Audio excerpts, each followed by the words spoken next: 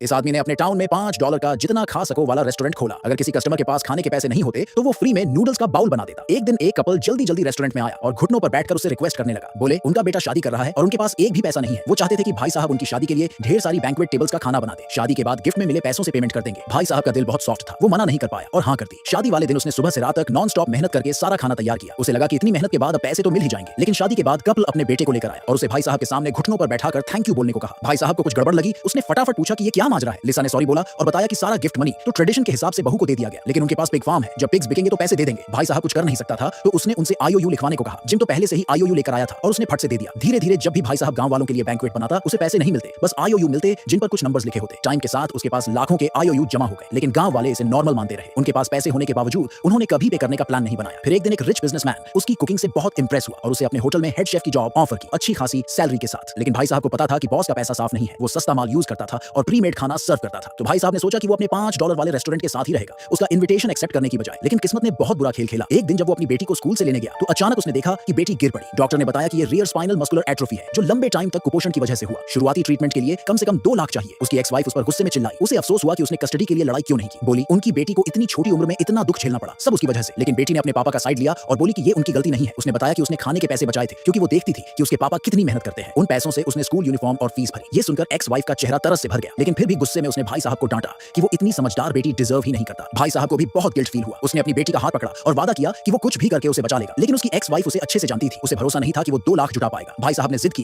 कि वो कर लेगा। सालों से उसके पड़ोसियों पर लाखों का उधार था, उसे पूरा यकीन था कि वो पैसे कलेक्ट करके अपनी बेटी को बचा लेगा। पैसे जुटाने के लिए वो सिटी में जिम को ढूंढने गया, जिसने अभी तक बैंक्वेट का पैसा नहीं चुकाया था। जिम का फैमिली सिटी में बड़ा घर खरीद चुका था, लेकिन फिर भी उन्होंने उधार नहीं चुकाया। भाई साहब को लगा कि अगर वो पर्सनली जाएगा तो शायद पैसे दे दें, लेकिन उन्होंने साफ मना कर दिया। भाई साहब ने उन्हें आईओयू दिखाया और याद दिलाया कि पिछले साल और उससे पहले भी 1000 से ज्यादा बकाया था। पिछले महीने जॉन की शादी के लिए 3000 भी। उस टाइम उन्होंने कहा था कि पिग्स बिकते ही पैसे दे देंगे। उनका बड़ा घर देखकर भाई साहब ने अंदाजा लगाया कि पिग्स तो अब तक बिक ही गए होंगे। लेकिन लिसा ने शिकायत की कि वो पिग्स तो उसने और उसके हस्बैंड ने पाले थे, तो पैसे उसे क्यों देने चाहिए। जब भाई साहब ने देखा कि वो लोग मान ही नहीं रहे तो उसने उन्हें डांट दिया। अंकल वोंग गुस्से से पागल हो गया। वो खड़ा होकर गालियां देने लगा और भाई साहब को धमकी दी कि चुप रहे वरना अंजाम बुरा होगा। चूंकि उन्होंने पैसे देने से साफ मना कर दिया, भाई साहब ने भी गुस्से में कहा कि ये पैसे तो वैसे ही जैसे मरे हुओं के लिए जल गए हों। कपल गुस्से से आग बबूला हो गया। उन्होंने उसे गालियां दी और धक्के मारकर बाहर निकाल दिया। मजबूरी में भाई साहब ने चाकू उठाया और एक और दोस्त के पास पैसे मांगने गया, लेकिन उसका दोस्त इतना डर गया कि भाग खड़ा हुआ। आखिर में भाई साहब दर्जनों लोगों के पास गया जिन पर उसका उधार था, लेकिन एक पैसा भी वापस नहीं मिला। फिर उसने चीफ मां की कार देखी। वो फटाफट उसके पास भागा और पूछा कि क्या उसके $5 वाले रेस्टोरेंट को कोई गवर्नमेंट सब्सिडी मिल सकती है। लेकिन चीफ मां ने कहा कि भले ही पॉलिसी है, उसके पास न तो बेसिक बिजनेस लाइसेंस है और न ही हेल्थ परमिट, इसलिए वो कोई हेल्प नहीं कर सकता। उसने कहा कि जल्दी लाइसेंस लो वरना उसे नियम लागू करने पड़ेंगे। रेस्टोरेंट वापस जाकर भाई साहब ने एक कस्टमर को नूडल सूप सर्व किया। कस्टमर ने बोला कि सूप तो अच्छा है, लेकिन रेस्टोरेंट में ढेर सारी प्रॉब्लम्स हैं। उसने अपना आईडी दिखाया और बताया कि वो हेल्थ इंस्पेक्टर है। किसी ने शिकायत की थी कि भाई साहब बिना लाइसेंस के काम कर रहा है और एक्सपायर्ड सामान यूज कर रहा है। उसने ऑर्डर दिया कि रेस्टोरेंट तुरंत बंद करो और इन्वेस्टिगेशन में कोऑपरेट करो।